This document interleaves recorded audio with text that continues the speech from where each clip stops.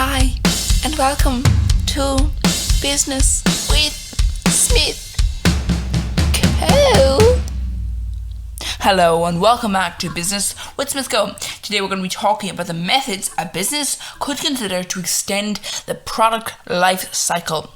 So, first of all, we are going to be, obviously I know this technically we're following along product, but this actually is a part that actually kind of encompasses all the 4 P's. So it encompasses product, price, place, and promotion. So first of all, we look at products. So a business could develop a new product feature or features to enhance the current model. It could redesign a new image or shape or add functions to uses to the current good. It could also increase the portfolio of products, the different amount of different options within the range. So, this is the kind of thing you'll see with a lot of, clothing brands and all these things. Where you're like, if you've got a particular kind of design and you have it on a t-shirt and you have it on these things, well, how about you expand into other areas, or how about you make other sort of, there's a lot of things the business can do to add more options in a way for a lot of things. So you can have color, so you can have more colors, and this doesn't mean that you just not rebrand, but you don't just color it differently, the product, but this means you offer different products for the range. So this is designed generally to increase the popularity of the brand. Other things that it could do would be to launch things, if it's like a food, to launch new flavors of the product, or to adjust its packaging and sell the product in different sizes. So different sizes is very kind of, it's not just a way for you to increase the product life cycle. A lot of businesses would use this method to simply, just to increase their sales. Because if you put it this way, if you've got a product which it's less value, but you're saying to someone, well, yes, it's less value, but you're impulse buying if you buy the bigger one. So, buy this one, and you won't be buying as much. So you're gonna eat that one. If it's good, if it's a food store, you're gonna eat that one. So you're gonna eat less if you have this one. And what this does is basically not only does it makes the customer isn't buying as much, but they are actually paying more realistically. So it means if let's say something is 200 grams and it's £2, but one other thing is 50 grams but it's £1, it's equivalently it's almost it's like twice the price, but because it's half the actual price of it, it is seen as less expensive, but in fact it's actually a lot more. And that's the sort of situation you have, which is that if you have this situation, it's not a particularly good one. So I guess it's a problem realistically, because it means that the business may be able to increase their product life cycle with this, but of course this can cause problems if they are just seen as sort of trying to make more money. Next comes price. So if a business has been selling its product using certain pricing strategies, such as premium pricing, it might attract new customers to help boost sales and to extend the product life cycle by changing its pricing strategy. Because if you think about this, if you're aiming at customers with your pricing strategy as people who are willing to pay high amounts of money for what they believe is quality, but then your target market isn't them, then you're going to run into problems. And then what you may be facing is actually that you're looking at the right target market, and your target market, you've identified that correctly, but your pricing strategy isn't in line with your target market, and that is something which is very important.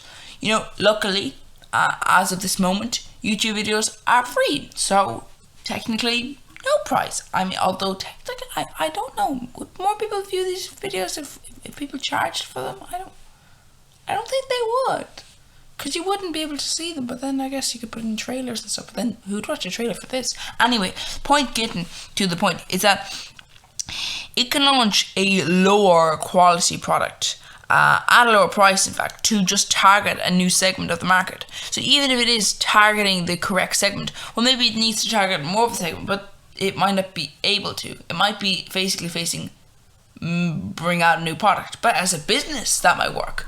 But as a product, as an individual product, extending the product life cycle, well, that might not work. So introducing a lower quality one does help, because that means that you can lower prices even further than you would be able to anyway. Like, what I'm saying is, like, there are lower prices just to, be able to. Like, let's say it costs you 10 quid to make a product, but you're selling at 20. Well, you could sell it at 15. It costs you 10. That's everything involved. That's 10. So you can go basically everything down to 11. That's your wages paid. That's everyone involved paid. That cost the whole business cost 10 quid for that product. If you have this sort of thing, then you can bring it down to 11 or even just 10 and a cent. But if you are in a lower quality product down, that product might cost 5, and now you can bring that down to 6, and that means it's even more effective, because it means you can bring prices down further than what the premium product even costs. So a lot of businesses would benefit from this. I would point specifically to a particular company that leads in the mobile phone creation industry. It has its own operating software.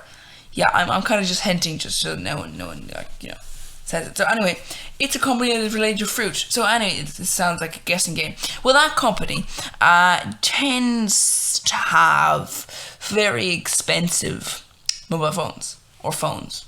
Well, anyway, so the point is that the business will oftentimes be able to make a good deal of money by doing this, but it also might be able to make more money by simply creating a cheaper option. But the problem with this is when a business is actually using a very premium style price, because what happens here is that a business might be actually paying 10 quid to make a product, and I might be selling it for 800. And this is the problem, because there may be no cheaper option at all. There may be no cheaper option. You might be able to bring down by 1 quid, but that doesn't really make a difference, because because of the pricing strategy you're using, this will only affect the pricing strategy. So a lot of businesses may not be able to make a lower quality item because their item is pretty much dirt cheap for them to make, but not cheap to sell. No, it's not cheap for someone to buy. Anyway, next comes place. So business can use new points of sale to basically just where exactly it's selling. So this channel, it has these videos available online. You're not able to buy these videos on DVD as of this moment, mostly because no one would, but so this sort of thing where, like, if a business is currently selling, in a regular shop, then maybe they want to move online. Or if they're just online, possibly shop might help. Some businesses will not benefit from this, and that's a thing to be taken into account. That is the challenge of setting up a business. You may actually think it's better to be online, or it's better to be in person, and sometimes that can be wrong. Sometimes you might be able to get no sales online or no sales in person, just because of just the way you're setting the business. That's not necessarily a bad thing. You technically could say it is a bad thing, because it means you can't do both. But as a thing, it's not that bad. It's a thing that multiple people will go into. The problem of not being able to do both. Next, of course, you have the way of having, not next, but the place can also fall under when you can get goods to a customer quicker and cheaper.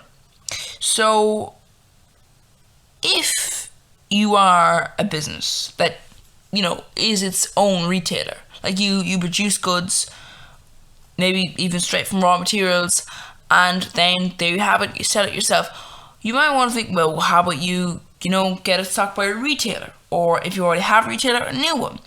You can make your product available through a different app, for example. Online doesn't just mean your own store. If you have your own shop or store online, you might be able to introduce another kind of shop within another shop that actually is a separate retailer. That's not always a good idea, but sometimes it works. Next comes promotion. So a business can launch a new advertising campaign or sponsor a big event that its target market, or at least what it perceives the target market, will be interested in. It could also run competitions or promotional offers, such as a 2-for-1 deal on some goods to increase sales. Now, that is just some of the ways that a business can extend the product life cycle. So, please do join us next time when we will be looking at, we'll be looking at price. So, unfortunately, product is finished for the series. But we will be looking at price. We'll be looking at all the pricing strategies a business can use. So please do join us then, and please do view other videos, or we have loads of them available. And please do subscribe to the YouTube channel. It does help. And hopefully we will see you next time. See you then, if you do come.